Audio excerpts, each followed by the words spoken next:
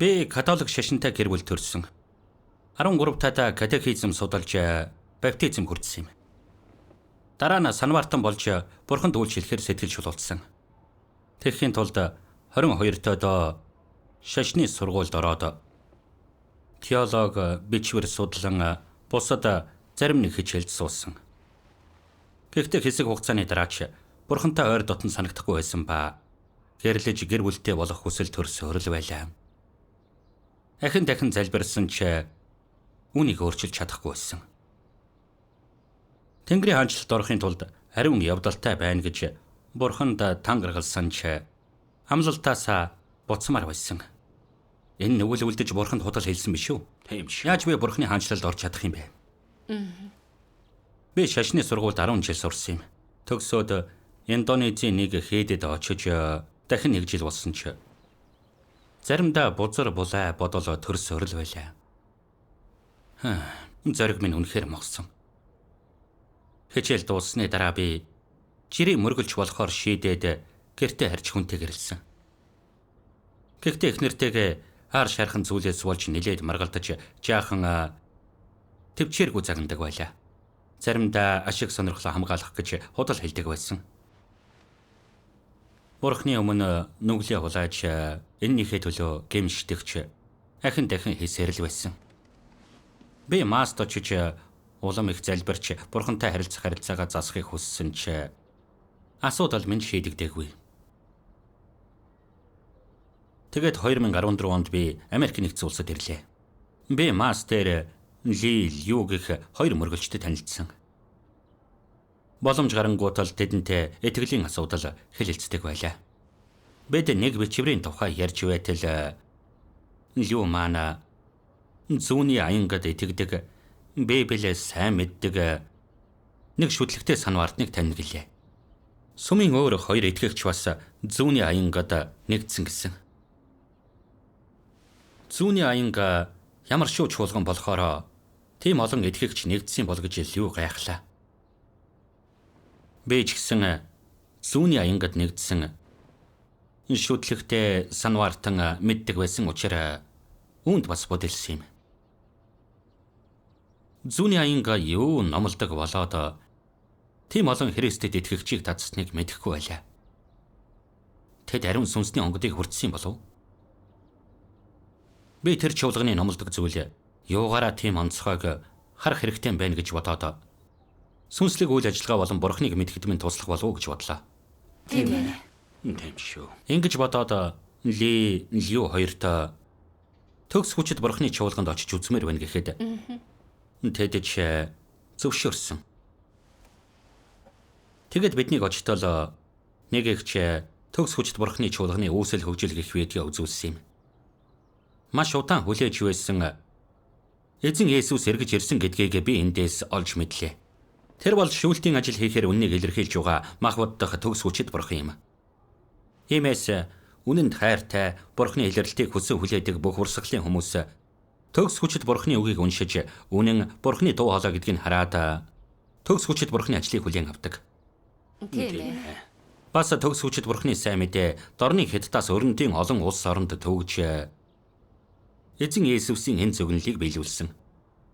Аянга зүүнээс захилж баруун зөвгт ч гэсэн галбадаг шиг хүний хүүгийн гэрэлтэн ч мөн тийм байх болно. Амен. Энэ зөвгнөл ингэж биелсэнд би үнэхээр гайхсан шүү. Тэр олон жил би үүнийг хойлголгүй уншсан байж. Тийм шүү. Дараа нэг аха Библи ба бурхан гэх сайн мэдээний кино үзүүллээ. Энэ кинонд бүр чих сэтгэл хөдөлж Библиэд асар их нууц байдгийг олж харсан. Би сүсэг бишрэлийн маш олон ном уншсан ч Библийн цаад үнэн, Библи яаж бий болсон, Библи бурхан хоёрын харилцааг ямар ч теологч, ямар ч Библи судлаач ийм тодорхой тайлбарласныг хараагүй. Тэр киноноос би маш их зүйл олж мэдсэн юм. Тийм шүү. Яагаад ийм олон итгэгч төгс хүчит бурхныг хүлээн авсныг ойлгоод сайн судлана гэж бодлоо. Яг зөв. Яг зөв. Дараа нь тэд эцсийн өдрүүдэд Төгс хүчит бурхан хүн төрлөختнийг бүр мөсөн цэвэрлэж аврахаар бурхны гэрээс эхлэн шүүлтийн ажил хийхээр үннийг илэрхийлдэг гэлээ. Үүнд би бодилсан. Эцэг Есүс загалмай дээр биелэгдлээ гэж хэлсэн шүү дээ. Тэгэхээр хүн төрлөختнийг аврах бурхны ажил дууссан биш үү? Иймд бурхан биднийг хариуцгаж аврахын тулд хүн төрлөختнийг шүүх ямар хэрэгтэй юм бэ? Үүнийг мэдмээр байсан ч цаг оройтсон учраас маргааш нь буцаж ирэхээр болсон. Гэртээ харих замдаа би маш их тогтолсон. Тэр өдрийн нөхөрлөлөөс нэлээд их зүйл сурч эзэнтэй илүү додно болсон мэт санагдсан шүү. Амен. Төгс хүчит бурхны чуулган үнэхээр эзний ажилтай байж магадгүй санагдсан. Эзэн үнэхээр эргэж ирчихэд би яг Петр шиг эзэнтэй хамт амьдарч чадхаар бол гайхалтай байсан. Тийм ээ. Ингэж бодоод маргаашийн цуглаанаа бүрчих хүлээлээ. Маргааш нь ажилласаа тарангуудаа цуглааны газараа яран очиод цаг алдалгүй ихчээс та эзэн Есүс эргэж ирчихэд шүүлтийн ажил хийхээр үннийг илэрхийлдэг гэлээ. Гэхдээ эзэн загалмай дээр биелэгдлээ гэсэн шүү дээ. Тэгэхээр хүн төрлөختнийг аврах бурхны ажил гүйцэлдсэн гэсэн үг. Итгэснээр бидний нүгэл уучлагдаж, итгэлээрээ зөвтгөгдөж аврагддаг. Тэгэд эзэн ирээд биднийг хаанчлалтаа аваачдаг. Эзэн бас яагаад авралын ажил хийх юм бэ? Энэ юу нь ямар учиртай юм бэ гэж асуулаа. Игч энэ талаар юу гэж нөхрөлсөн бэ? Игч ингэж хэлсэн. Золин авралын ажил нь гүйцэлдсэн учраас эзэн Есүс биелэгдлээ гэж хэлсэн. Тэглээгээд хүн төрлөختнийг аврах бурхны бүх ажил дууссан гэсэн үг биш. Эзэн Есүс биелэгдлээ гэж хэлсэн учраас хүн төрлөختнийг аврах бурхны ажил дууссан. Эзэн эргэж ирээд шинэ ажил хийхгүй гэвэл эдгээр зөгнөл яаж биелэх вэ? Та нарт хэлэх зүйл надад олон байгаа боловч та нар одоо тэдгэрийг дааж чадахгүй. Гэхдээ үнний сүнс болох тэр ирэх үедээ та нарыг бүх үнэн рүү удирдна. Учир нь тэр өөрийн санаагаар ярихгүй, харин сонссон зүйлээ тэр ярих болно. Мөн тэр эрх зүйлсийг та нарт харуулна. Амен. Намайг голж миний үгийг хүлээж авдаг хүнийг шүүгч байдаг. Миний хэлсэн үгс түүнийг эцсийн өдөр шүүх болно. Бас 1-р Петр 4:17-д учир нь шүүлт бурхны гэрээс эхлэх цаг болжээ. Амен. Эцсийн өдрүүдэд эзэн илүү их үннийг илэрхийлж хүн төрлөختнийг шүүд цэвэрлэхээр ажиллана гэдгийг эдгээр зөвнөл харуулдаг. Хэрв бид бурхны авралын ажил бүрэн дууссан гэвэл эдгээр зөвнөл яаж биелэх юм бэ? Тийм ээ. Тийм шүү. Биелэхгүй шүү дээ. Тийм ээ. Бас эцсийн өдрүүдэд эзэн сайн зарцыг муугаас нь хоныг ямаанаас буудайг үрийн сүүлнээс ухаалаг огтыг муухгаас нь ялгана гэж Библиэд зөвгөндөг. Яг эзэн Есүсийн хэлснээр сайн үр тарьдаг нэгэн бол хүний хүү.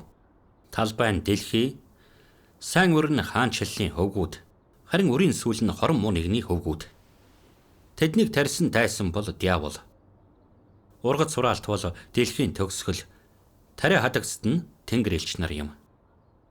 Тиймээс үрийн сүүлийг цуглуулж галдаж шатаадагтай адил энэ дэлхийн төгсгөлч гэсэн ийм байх болно. Хүний хүү Тэнгэр элчүүдэд илгээх ба тэд саад болдог бүх зүйл болон ёс бусыг хийдэг бүхнийг түүний хаанчлалаас гаргаж бөөгнүүлнэ. Тэгээд тэднийг галтаа зууханд хаяна.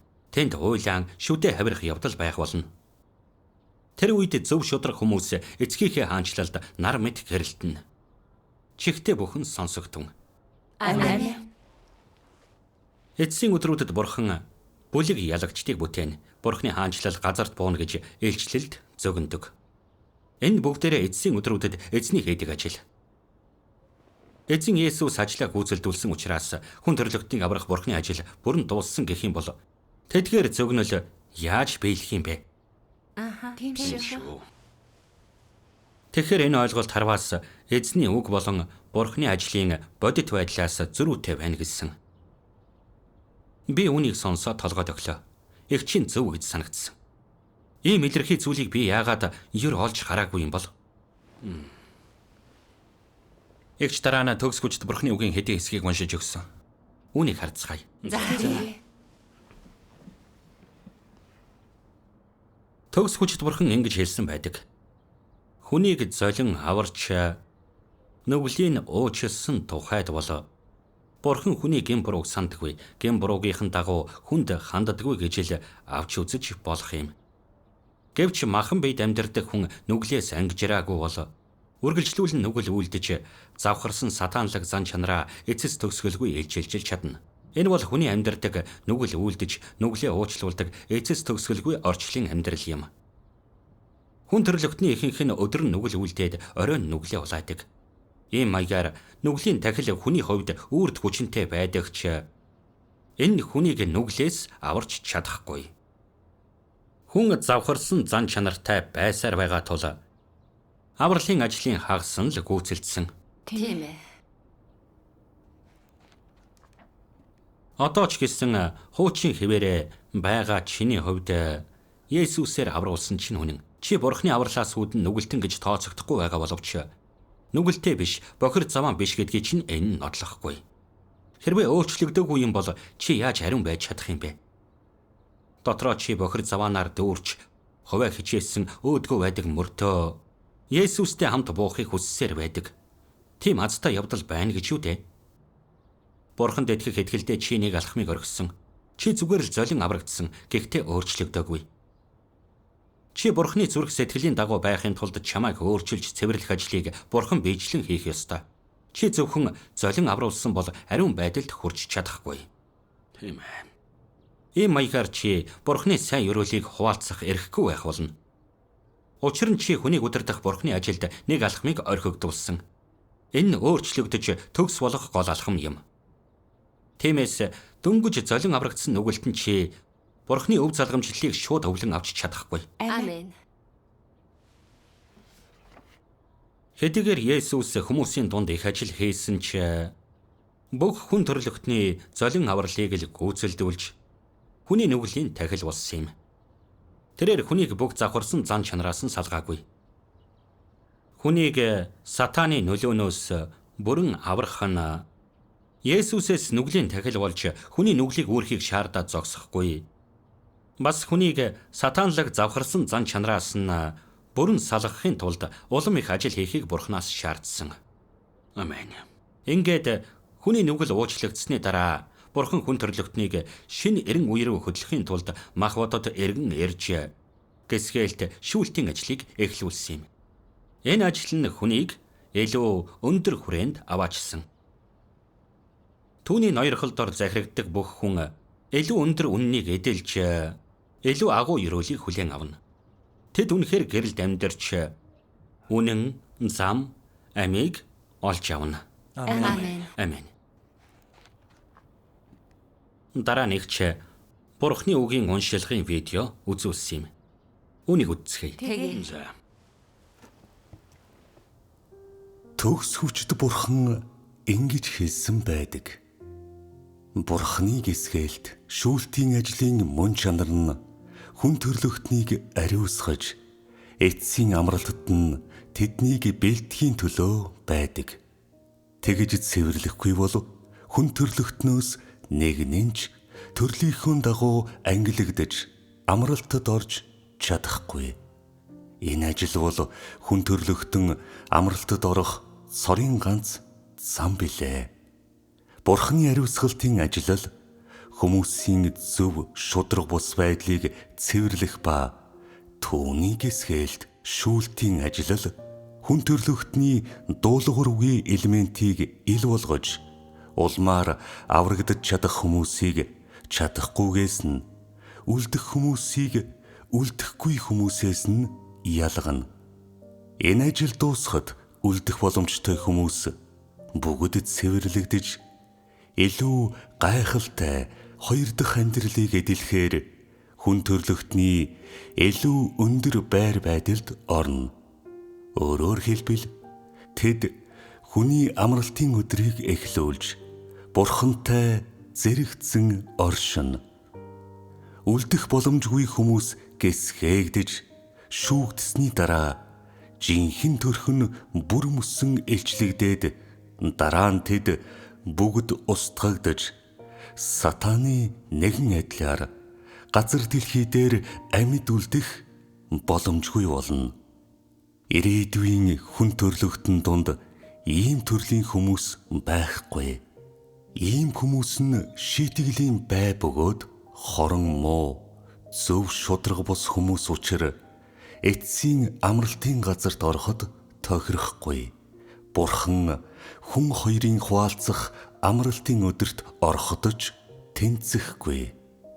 Мууг шийтгэж сайныг шагнах Бурханы эцсийн ажлын ардах бүхийлд зорилго нь бүх хүнийг бүр мөсөн ариусгах явдал юм. Ингэснээр тэр цэвэр ариун хүн төрлөختнийг мөнхийн амралтад аваачиж болох юм.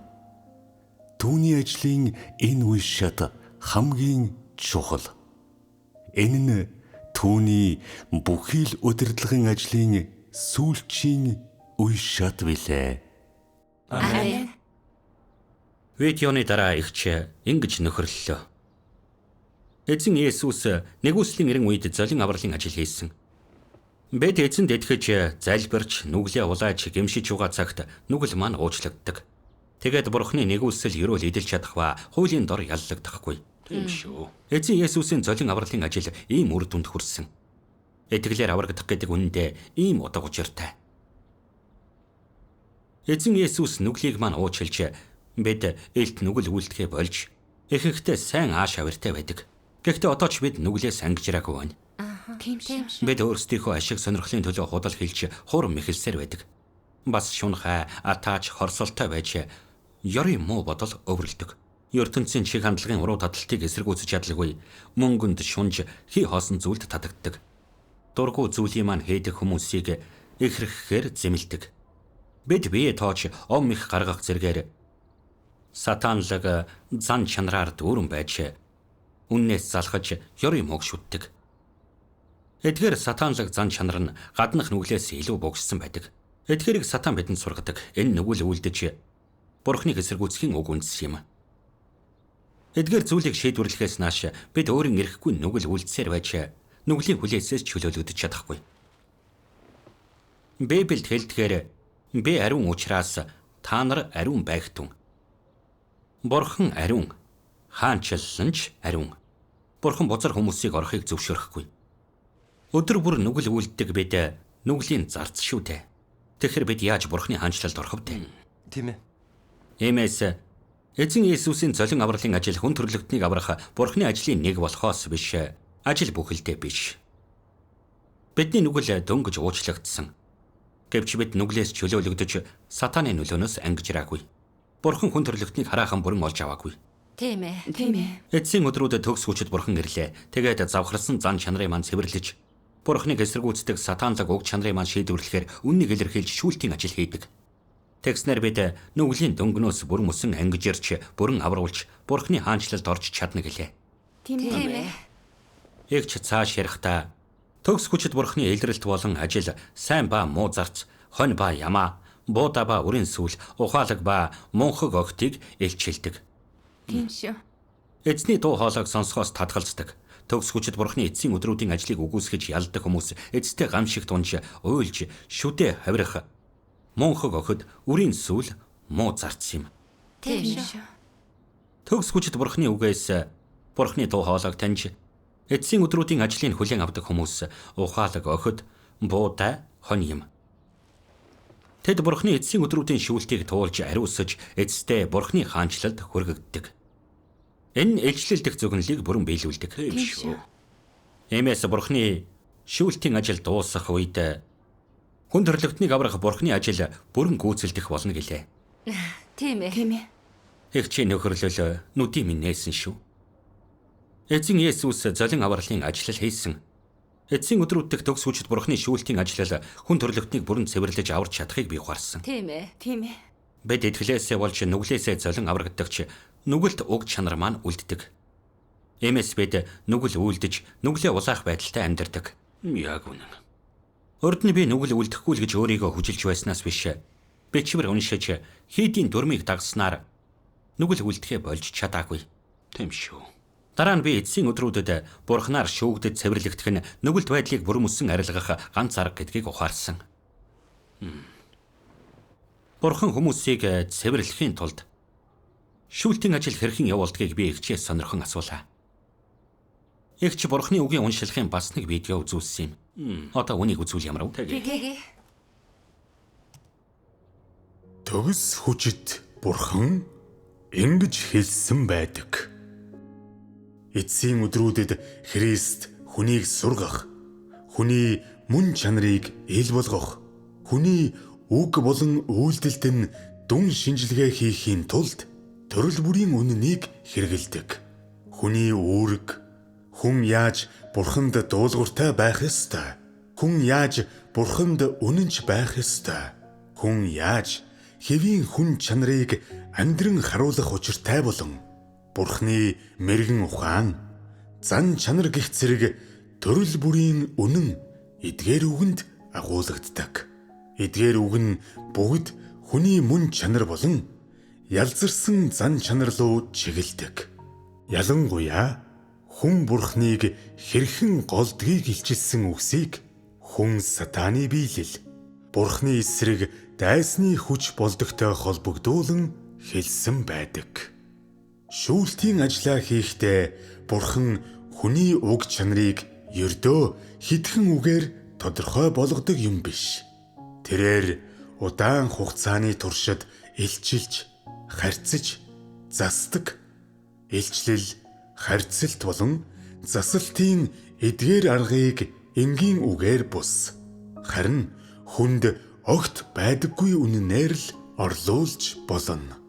Зөвхөн ийм төрлийн арга барилыг л шүүлт гэж нэрлэж болно. Ийм төрлийн шүүлтээр л дамжуулан хүн номхорч, Бурханд захирагдахаар бүрэн үнэмшээд зогсохгүй, Бурхны тухай жинхэнэ мэдлэгийг олж авч чаддаг.